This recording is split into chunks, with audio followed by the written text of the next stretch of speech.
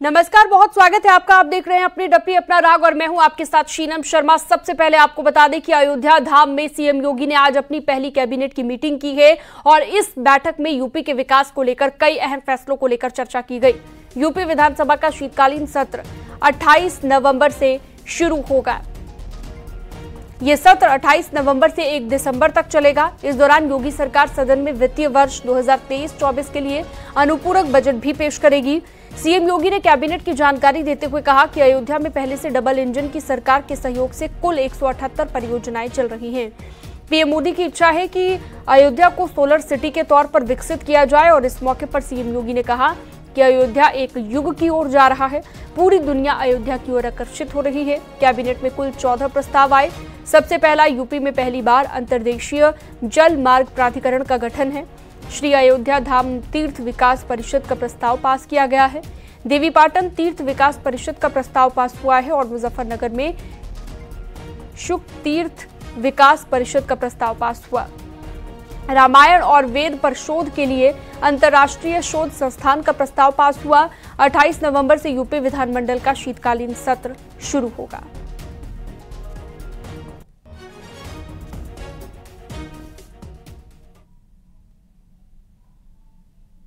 Cabinet में कुल 14 प्रस्ताव आए। इन 14 महत्वपूर्ण प्रस्तावों में जो प्रस्ताव थे, सबसे पहला प्रस्ताव था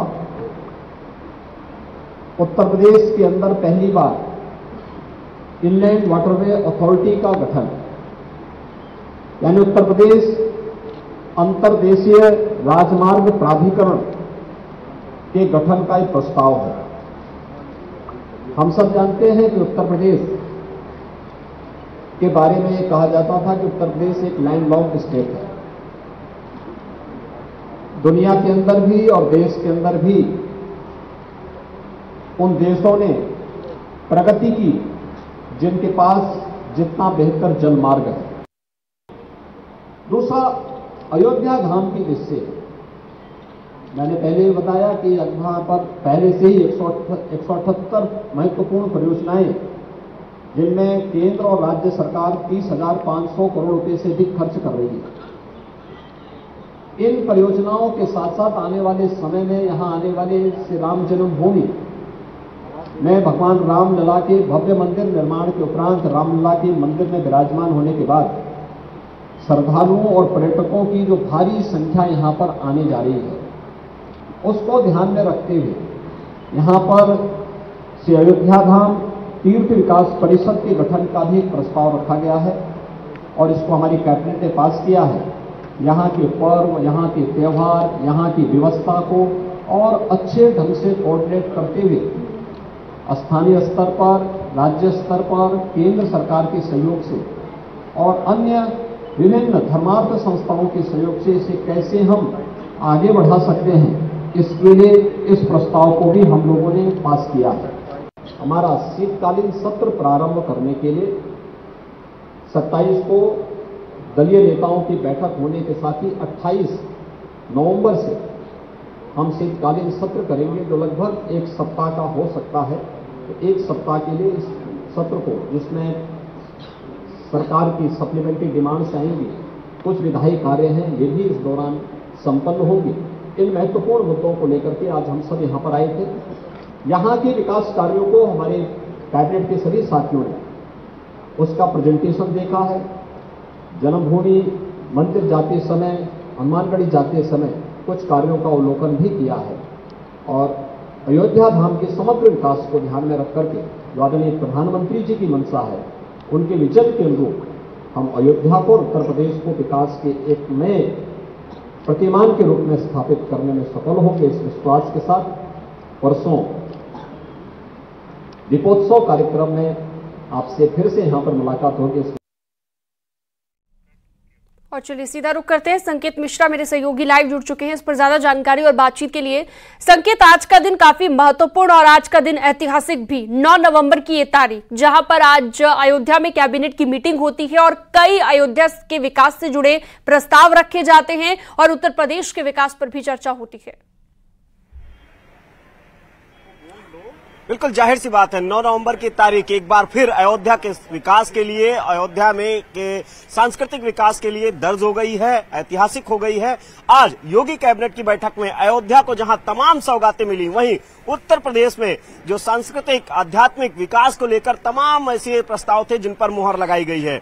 वहीं दूसरी तरफ विधानसभा का जो सत्र है आहूत होना है 28 नवंबर को, उसको लेकर भी आज कैबिनेट में प्रस्ताव पास हुआ है। अंतर्देशीय जल मार्ग प्राधिकरण को लेकर भी प्रस्ताव पास हुआ है। अगर हम सबसे पहले बात करें, चूंकि अयोध्या में ये कैबिनेट की बैठक थी, तो अयोध्या को भी बड़ी सौगातें मिली हैं। अयोध्या के लिहाज से अगर देखा जाए तो अयोध्या तीर्थ विकास परिषद के गठन के प्रस्ताव को आज मंजूरी दी गई है। यह अपने आप में इसलिए बड़ा प्रस्ताव हो जाता है कि अयोध्या तीर्थ विकास परिषद के माध्यम से अयोध्या में आने जाने वाले और यहाँ पर रहने वाले, यहाँ के विकास को लेकर जो तमाम एजेंडा योगी सरकार ने तैयार किया है, उसको जमीन पर उतारने में आसानी रहेगी। यानी कि अयोध्या तीर्थ विकास परिषद का भी गठन कर दिया गया। वहीं दूसरी तरफ अयोध्या से जुड़े दूसरे प्रस्ताव, यहाँ पर वैदिक शोध संस्थान जो अंतर्राष्ट्रीय स्तर का होगा, जिसमें रामायण और वेद पर शोध किया जाएगा, यह 25 एकड़ के एरिया में होगा। इसका एक प्रस्ताव अहम था, वो भी पास कर दिया गया है। यानी कि अयोध्या को सीधे तौर पर तमाम सौगातें मिली। और अयोध्या में जो मेले हैं, जितने भी मेले लगते हैं, उनका प्रांतीयकरण किया गया है। यानी कि सरकार उन मेलों में सहयोग करेगी, आर्थिक सहयोग करेगी, जिससे कि अयोध्या का सांस्कृतिक और आध्यात्मिक रूप से विकास होगा और सरकार उसमें भागीदार होगी। हमारे साथ में साथी हैं निमिष, जो कि निमिष अयोध्या को लेकर तमाम तरह के जो विकास के प्रस्ताव हैं आज पास हुए हैं, चाहे वो अंतर्राष्ट्रीय शोध संस्थान का हो प्रस्ताव, वो भी आज पास हुआ है। वहीं दूसरी तरफ अयोध्या तीर्थ विकास परिषद का प्रस्ताव है।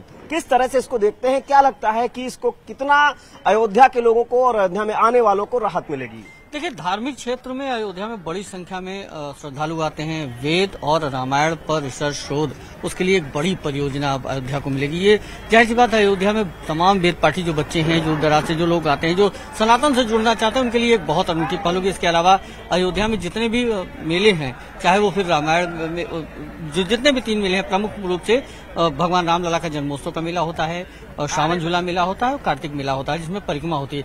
इन सभी मेलों को प्रांतीय मेले का दर्जा मिलेगा। तो जाहिर सी बात है कि इसमें जो यात्री सुविधाएं हैं वो बढ़ जाएंगी। लोगों का मंदिर के साथ आना भी लाजमी है। अयोध्या में जो श्रद्धालु आएंगे उनको लेकर यात्री सुविधाएं बढ़ाई जा रही है, लेकिन ये इतनी काफी नहीं है। ये माना जा रहा है कि आगामी कुछ वर्षों तक लाखों लोग प्रतिदिन आने की उम्मीद है। ऐसे में अयोध्या में जो विकास की योजनाएं हैं और धर्म से जोड़ करके उसको लेकर के बहुत ही खूबसूरत पहल है। जैसा पहले से हम लोग प्रयास लगा रहे थे कि अयोध्या के लिए कई बड़ी सौगातें होंगी, तो उसमें से एक ये है। इसके साथ ही जितनी भी योजना में अयोध्या में योजनाएं चल रही हैं, या जिन बैठक में जिन योजनाओं पर चर्चा हुई, उन सबको एक सर्वसम्मत से कैबिनेट में मंजूरी मिली। तो जाहिर सी बात है, कहीं न कहीं सनातन धर्म से लोग जुड़ रहे हैं और अयोध्या के जरिए एक बड़ा संदेश देने का प्रयास। बिल्कुल, ये बड़ी बात है। अयोध्या के जरिए एक बड़ा संदेश उत्तर प्रदेश में ही नहीं बल्कि दूसरे राज्यों में, पूरे देश में देने की कोशिश योगी सरकार ने की है।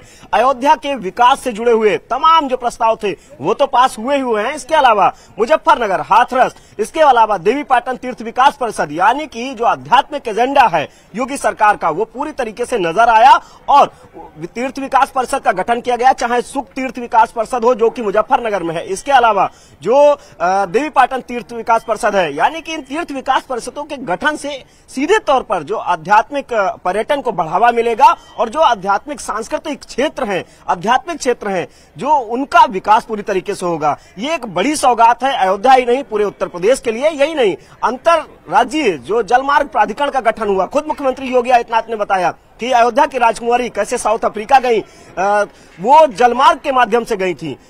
मुख्यमंत्री योगी आदित्यनाथ ने सीधे तौर पर यही बताया।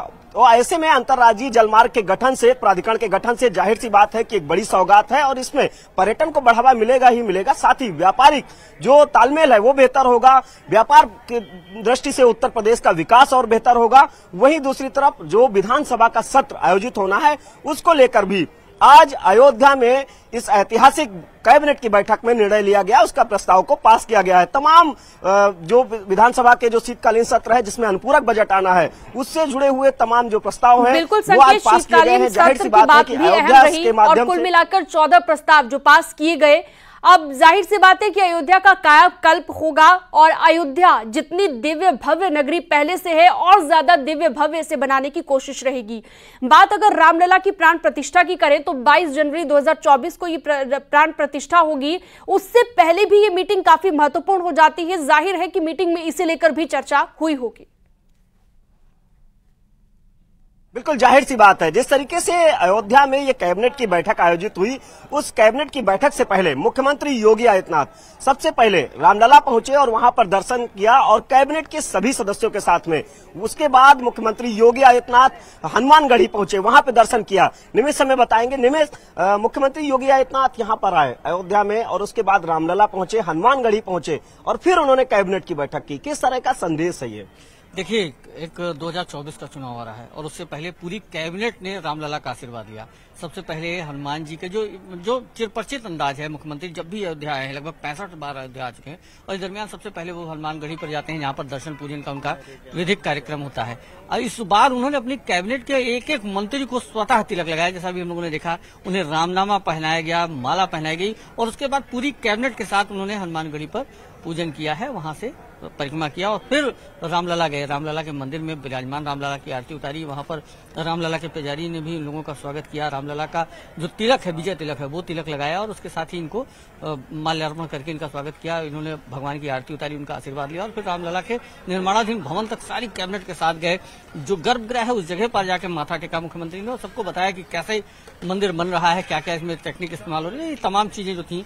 तो बिल्कुल अपने आप में एक बड़ा संदेश आज यहाँ से दिया गया और 9 नवंबर की तारीख ऐतिहासिक हो गई है। पहले से भी ऐतिहासिक थी, फैसला भी इसी दिन आया था, शिलान्यास भी राम मंदिर निर्माण को लेकर इसी दिन किया गया था। बहुत शुक्रिया आपका तमाम जानकारी के लिए।